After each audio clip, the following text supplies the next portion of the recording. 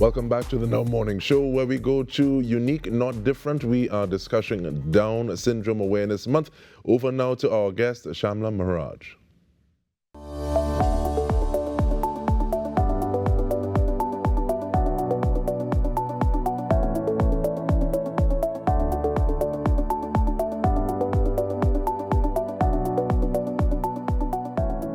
Good morning, everyone, and welcome to Unique Not Different with me, Shamla. Today, this month, October, is Down Syndrome Awareness Month. So today, I have the Director and Attorney at Law for the Down Syndrome Family Network, Chelsea Dookie, who is here to talk about Down Syndrome Awareness Month. So Chelsea, good morning. Thank you for coming. And how are you doing? Hi, good morning, Shamla. Thank you so much for having me. I'm fine. Excited to have this conversation. Awesome. So Chelsea, what are some common misconceptions about Down syndrome you learned through your advocacy work? Do you wish to dispel? Okay, so I think that there's a belief that persons with Down syndrome can't experience a good quality of life, or that they have to be babied and that they cannot do things that typical persons in society are able to do. But I would like to emphasize that with the right support and in the right environment, persons with Down syndrome can live fulfilling lives. They can go to school, gain employment, experience life as any typical person can. But as it is right now, persons with Down syndrome are not presumed competent, and in my opinion, the lack of belief in and support for what they can do and can achieve is the only thing that really holds them back from maximizing their potential and contributing to society in the best way that they could. So, and Chelsea, this year, the Down Syndrome Family Network hosts their annual body walk to raise awareness and education about the persons with Down syndrome. How has the impact of this annual event evolved, and what stood out to you in this year's event? So, Body Walk is an international event. It's something that the Down Syndrome Family Network has been hosting in Trinidad and Tobago for a number of years. And I think that we have seen significant evolution. So, it's grown from just a local awareness event into a larger platform for education, inclusion, and advocacy.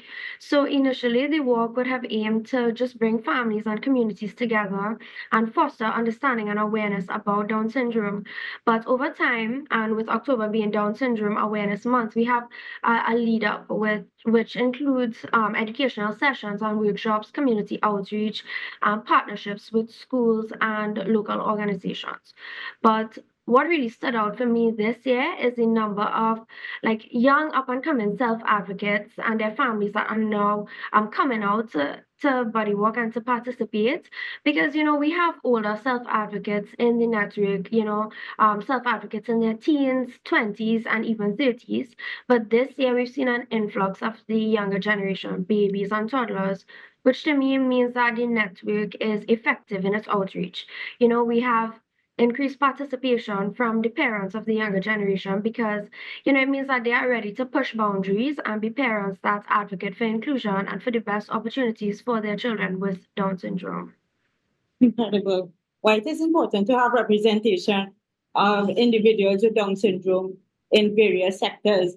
And do you see equity inclusion currently?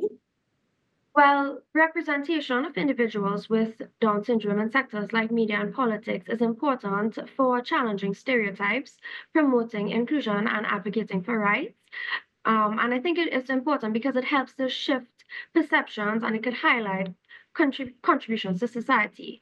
But while there has been progress in representation, true equity is still lacking, with many sectors still having limited inclusion due to systemic barriers like inaccessible education and employment opportunities, and without any real challenge to discrimination, as there's no anti discrimination legislation currently which protects persons with disabilities.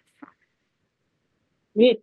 So, what policies or initiatives do you believe should be implemented to improve the lives of those with Down syndrome? So, to improve the lives of individuals with Down syndrome in Trinidad and Tobago, I think key initiatives should be like policies for inclusive education, creating employment, support programs with job training and incentives, improved access to healthcare, public awareness campaigns, and maybe most importantly, and a key focus for the Down syndrome family network, strengthening legal protections against discrimination.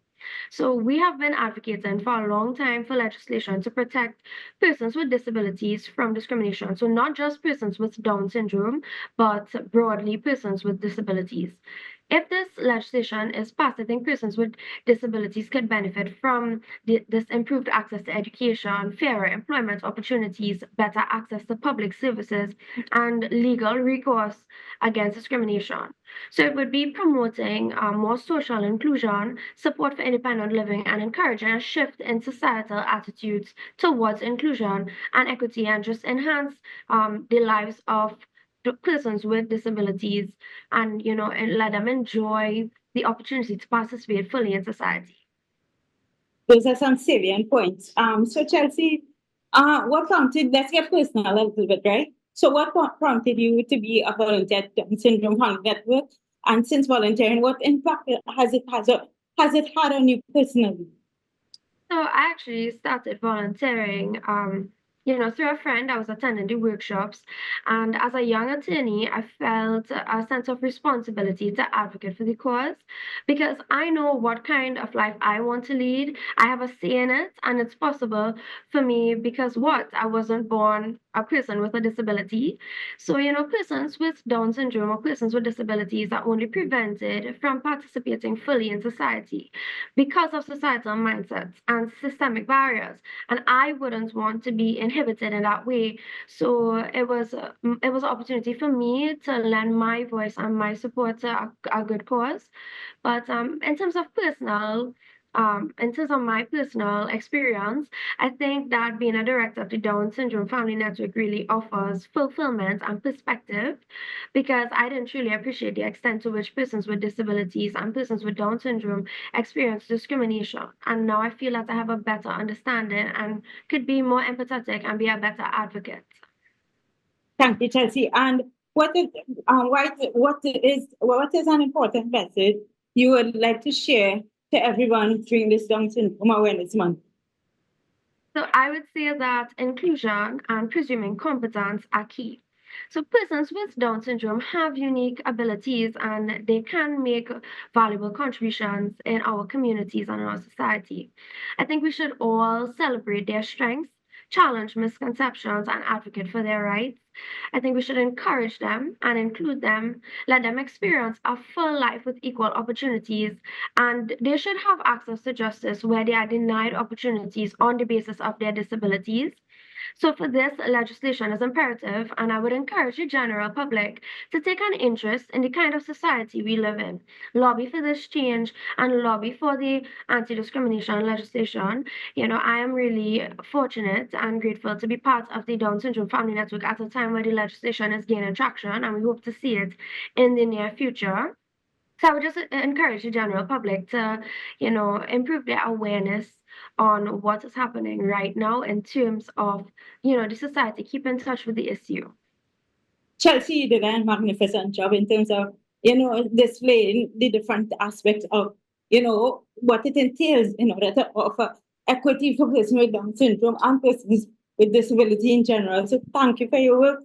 Thank you for coming. Thank you for sharing and your time and sharing this information with us. Thank you so much. Thank you for having me, Shamla.